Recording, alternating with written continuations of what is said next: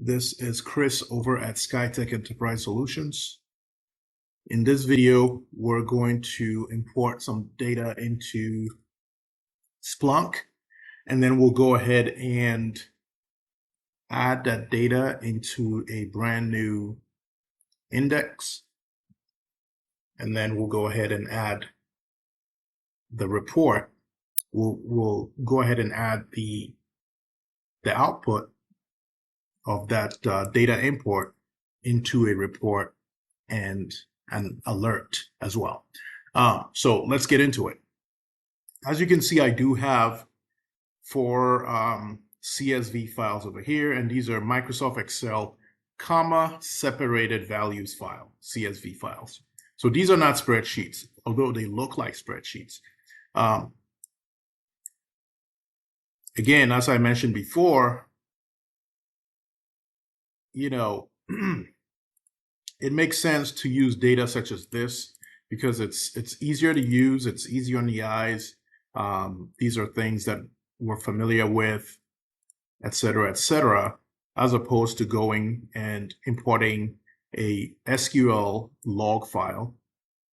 Server log file into Splunk. It's very hard to search that index once you import it to make any kind of sense, especially in this video. Okay, so what we're going to do is to go ahead and point out some of the columns that we're going to be, once we import this data into Splunk, some of the columns that we're going to be looking at. And here I found two columns that are pretty user-friendly. Here we have categories of these products, and then over here we have the product names.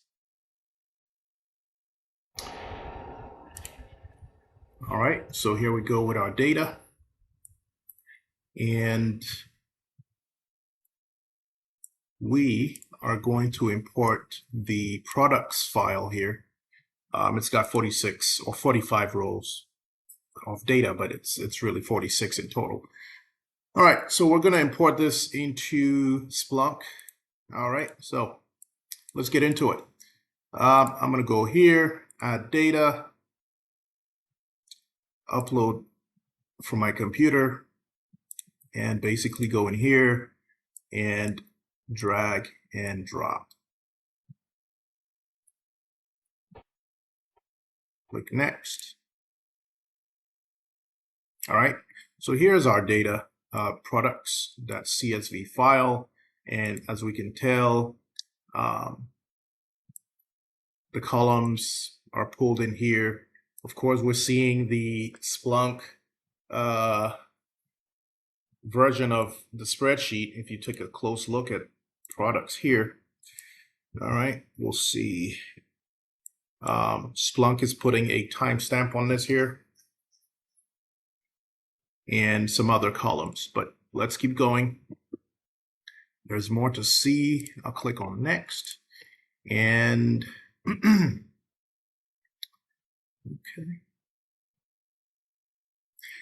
So this is very tempting here. I think I'm going to create a new index for just that, and it's not a lot. It's not a lot of data, but I'm going to create a new index for this spreadsheet. So here we're going to call it products. Okay, and down here I'm going to say I'm going to do 100 megabytes, and then here I'm going to do 120 megabytes. I'll leave all these options untouched for the most part. And where do I want this this index to appear? Okay,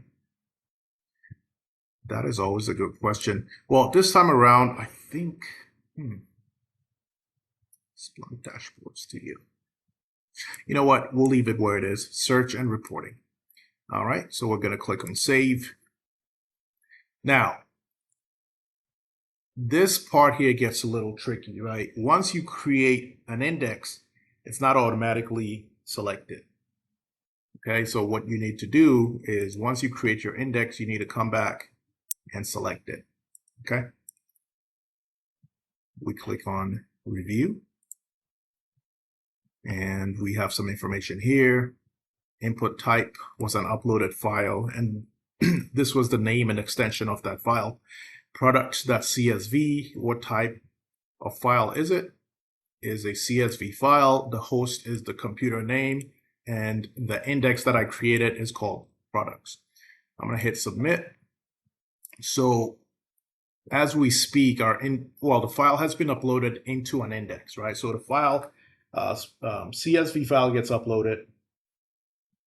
It falls into a box called, or a container called index, and it stays in there in a neat little package that you can search down the road. Okay, so we're going to go to another page. Actually, let's do this here. I don't want to lose this page we're looking at. So I'm going to go to another page, and I'm going to go and look at my indexes. Okay, just want to find that index that I just created, and there it is, products, created a few seconds ago. All right, so this was effective. We will start searching. There we go. And if you pay attention to this, you'll see we have 45 rows or 45 events. So in Outlook, in Microsoft Excel or Excel CSV file, it's 45 rows of data, right? Splunk is calling it an event. So 45 events as opposed to rows. And if you take a look, you'll see that from here all the way down, we have 46 in total, but one is a title header. So we do have 45 records. All right. Okay. Now, as I do always, I always copy this output here and drop it into my Splunk snippets file. Okay. And again, just looking at the anatomy of a search string here, the first thing we're looking at is the source of this file. The second item here is the host. All right. The third is the index, and the fourth is the source type. Right. So this is code that you can write, actually. You know what I mean? So you can come back in here and type the stuff in, and it'll give you this output, which is great. I mean, let's say you're looking for some information for your CIO or for someone else. Yeah, you can come in here and type this code in here to pull out that information. Now, every time you do a search, Splunk does have 3 different modes of displaying data, right? And that's the data down here. First mode is fast mode. Field discovery is off for event searches. No event or field data for stats searches, right? You can also go verbose and just have a ton of information thrown at you, or you can go with the smart mode, which is my favorite. I get data, but not too much data, right? We come in here, and as you see, in the first, let's just go back here. In fast mode, when you click on that drop down, we get very little data, right? So this here looks like typical Splunk information for data that is imported into Splunk. All right. If you go to verbose, yeah, you are getting verbose data. There are tons of things in here that you may not need. But then if you go into smart mode, you are getting manageable chunks of data that you can use for something really useful. All right, so we're more interested in the columns from our spreadsheet, right? And the columns from our spreadsheet Actually, we're really interested in product name and category. That's what we're truly really interested in. But so that's it here. Product. Well, we'll go with product code. And what was it? The category, discontinued, supplier ID, standard cost. Okay, so I think this is fair. Run this again. And this time around, we're getting all that information that I selected. Yep, it's right here, discontinued, yada, yada. All right, so Splunk is really pulling this information. Now that I have the right amount of information that I want, pulling in the columns that I need,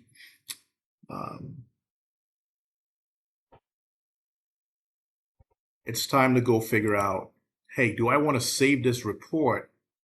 Do I want to save this output as a report, an alert? Do I want to save it into an existing dashboard, into a brand new dashboard, or as an event type? Okay, so for this video, I'm going to save this search output as I'm going to save it to an existing dashboard. I already have a pre-existing dashboard here called AdventureWorks dashboard. And the panel title is going to be called products.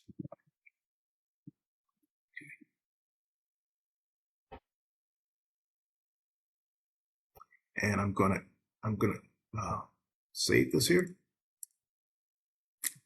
So the panel has been created. I'm going to look at this dashboard. Waiting for data. And as you can see, this is the product spreadsheet output that we imported, right? The other, so for instance, this dashboard here, I didn't really put a name to it. So it's blank up top. And then this one does have a name, but this one doesn't. And this one also does. So there you go. So now I have a dashboard with this new data that I pulled embedded into it.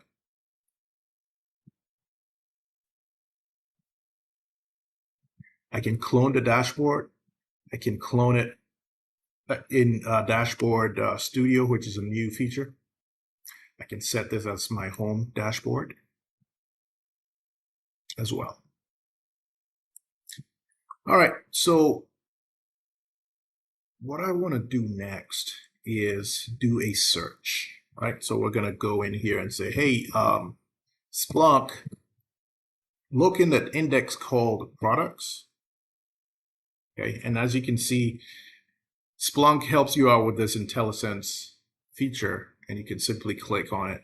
So I can say, hey, Splunk, just do a search in that index called called products, and display everything in there. And of course, it's going to show me all 45 records or 45 rows. Or I can get specific and say, hey, Splunk, go ahead and show me, look in that index called products and show me this product name, right? So in reality, all I have to do is type in the column name, right? So I can go column name equals, and then I come in here and say, what do I want to search for? So I want to look for this product name here, Northwind Traders Cajun Seasoning. Sounds really yummy, right? Paste it in here. And guys, pay attention. All right, something's gonna happen here, and we're gonna figure out what happened. Okay, so I'm gonna click on search, and I get a no results found. Try expanding the time range. All right, so this means there's something wrong with our code. Okay, remember when I ran only this index part here, index equals products, I got an output. So the only thing that's changed is that I sifted for product name, which is a column. And after that, code simply didn't work. Now, for index, I did not have to put quotes around index. All right. As a rule, you always put quotes around your string search term. Now, if this column here was a one-word column name, I would not have to put quotes around it, right? So for instance, if I was looking for ID like that, right? So let's say ID equals 5. So let me just cut this one here. ID equals 5. Search. Okay. Right. So if I was looking for ID equals 5, just like this one here, which is this record, I could do that, right? So ID is a one-word column name. No need for quotes. But since I'm looking for a column that actually has a space within the name, I need to put quotes around it so Splunk can say, well, these two guys here represent the name of a column, even though there's a space in between. All right, so guys, that's something to remember. I'm gonna hit search button, and of course I get my Northwind Traders Cajun seasoning output. Okay, there it is. Let's try one more. This time around, I want to look at this tea product here. Search, and there it is. Now, let's look at something. There it is. So this time around, I want to look at some category items.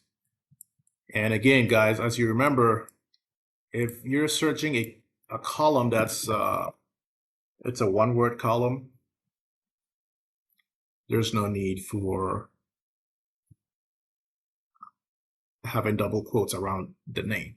And this IntelliSense here is pretty cool, right? So if you go in and you start typing, it gives you a drop down and you can see all these options here. So this time around, I'm going to go with canned fruit and vegetables. I'm going to do a search. And obviously, I have a few. Well, actually, I won't say a few. I have several output items here. Now, this we can save as a report, and we'll call it canned fruit and vegetables. And save it. And we'll add to a dashboard. Which dashboard is it going to be? A new one or an existing one? Definitely an existing dashboard called AdventureWorks. Save it. View the dashboard.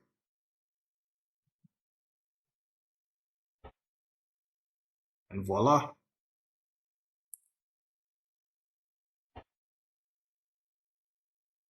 So here it is, my canned fruit and vegetables. I just need to make sure that I put a header to this entry here. All right, so let's see, there's no title up top. Okay, all right, so here we go. We're gonna call this canned fruit and vegetables, right? Okay. Oh, wow, there's a lot you can do here. Pretty cool stuff. Let's see. All right, stick to the same old. And this one here, we'll just call this, well, let's see what the details are. So here we'll call this customer, we'll call this shipping address, something of that nature. Okay, and then the middle item here, we'll call this a ship named Run Liu. All right, this is it right here. Okay, so we'll go back and we'll save.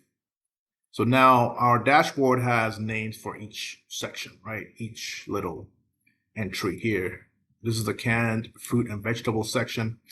Here are our products report. This is a ship named the Lou report. So now your CIO can come in, or you yourself can come in to work with your cup of coffee and sit down and say, hey, I'm going to look at my AdventureWorks dashboard and see what's going on here. I can see these reports, if new products have been created, if new canned fruits have been added to this data source, right? Then that means that this, we're not going to have what, 1, 2, 3, 4, 5, 6, 7, 8 records. We're going to have more.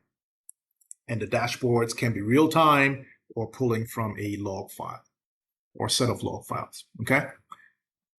All right. Now, I want to look again at the search parameters here. I'm going to drop this and do a search. Now, I'm going to try removing some of these bits of information here to see what happens, right? So you can't really go to Splunk and say, you know, source products that CSV, okay? But you can certainly get rid of the host simply because the host is one laptop. We're sitting here on one laptop and all the operations we're doing here is pulling from this laptop. Splunk is not looking elsewhere into different systems across the world or next door from my office. So we can definitely get rid of the host parameter here.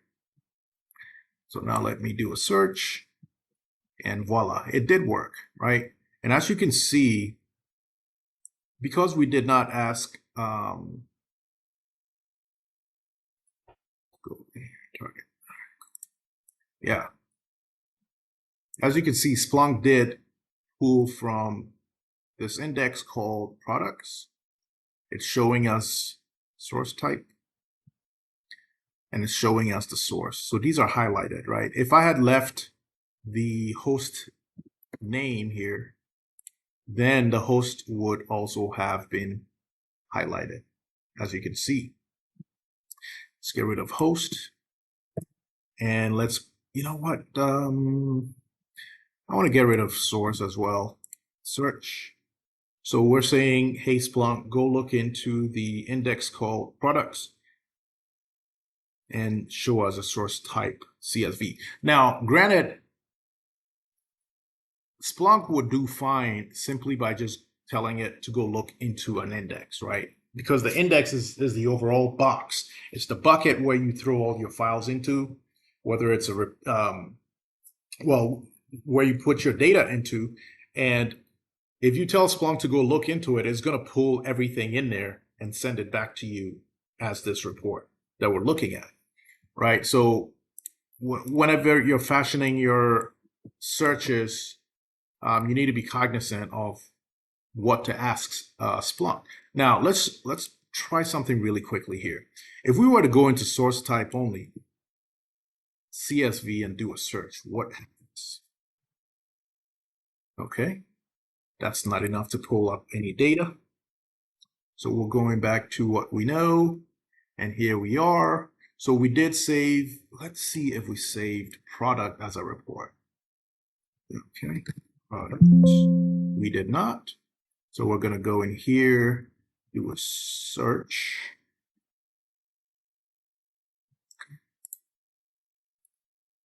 And we're going to save it as a report. So we'll call this one the products report. Save. You know what? Let's see. So I do have products right here.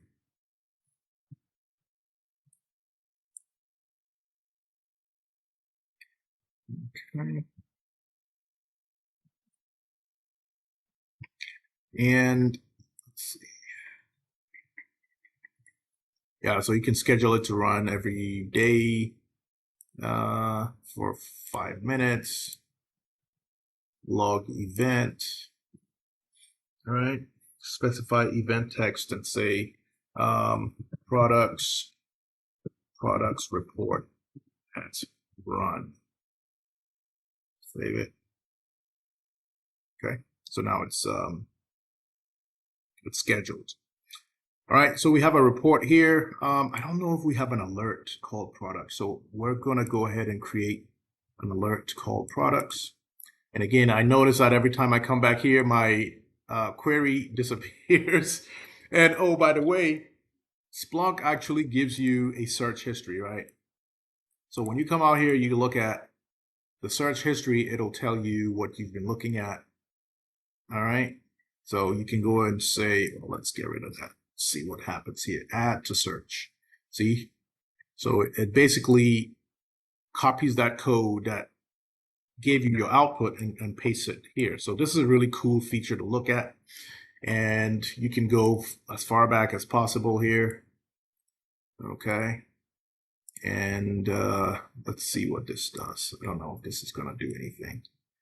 All right. Search. Here we go. All right.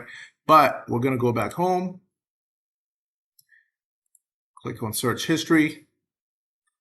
And we're looking at our products. We add that to search again, and we run it. Now, we do have, all right, so we've created a report. Now, what I want to do is look at our dashboards and see if we have any dashboards called product, which we don't. So we're going to make sure that we add this output to a dashboard. And guess which dashboard we're going to use? AdventureWorks. You know what? now I remember we do have a dashboard called AdventureWorks dashboard. And at the very bottom, I think, no, so it's not in the bottom, somewhere in the middle, I do have a report called product. So yeah, there's no need to actually create a report out of this one or add it to the dashboard. Now, we can add this as an event type, right? So let's check this out. Product, event type. Okay. And the color will be blue, the priority will be highest, and we'll save it. And you can edit this event type through event types in the settings menu. Go check this out. So here's my event type. Okay. You can clone it, you can move it, you can delete it, you can disable it. But for now, it's live and kicking. Nice.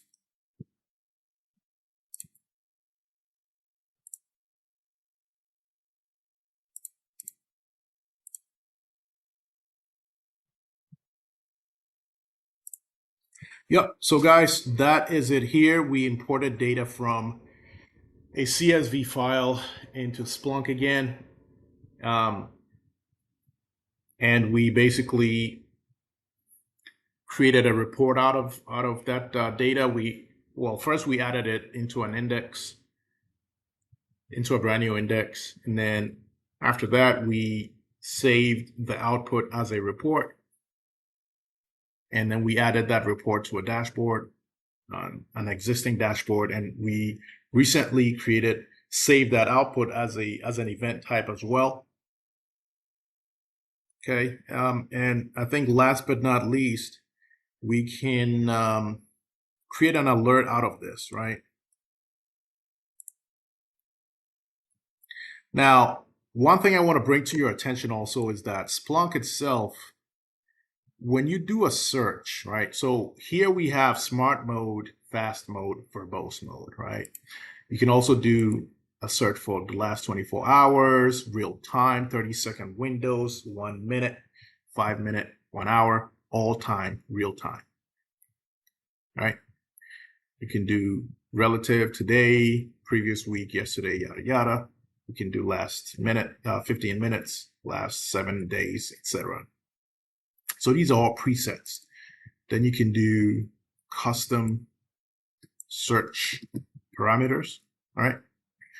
You could do real time. You could do a date range. You can do a date and time range, and you can do an advanced, right? So here you get more technical. Now, when the output comes out, so in this case, we're just going to do we're just going to tell Splunk to show us everything inside this index called products. And as you notice, we're getting data in a different format, right? So this is raw, as it says. We can have it, let's see something real quick here.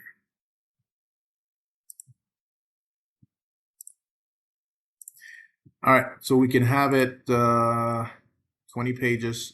So now I get more content, 50. Perfect. I was beginning to wonder where my data had gone to.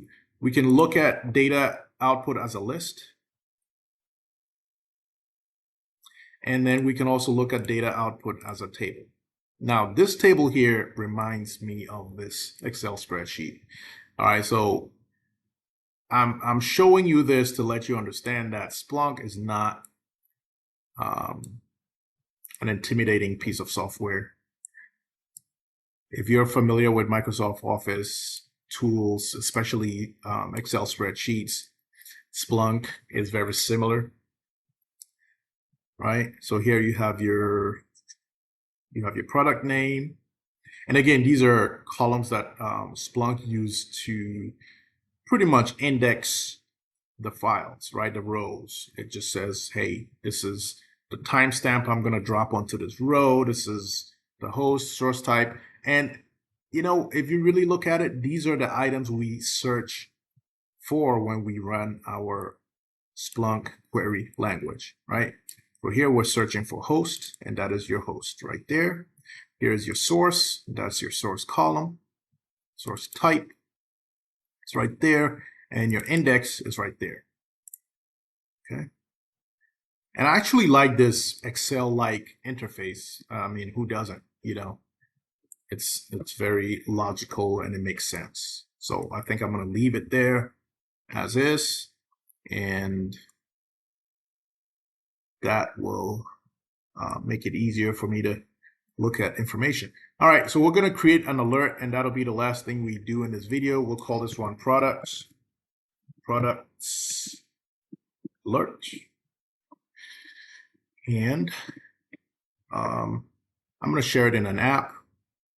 We'll run it every day at 2. It expires in, I'll just give it 4 hours. I don't want my computer to be doing too much work. Here we want to trigger alert when the number of results is greater than 100. Or, yeah, something like that. Okay.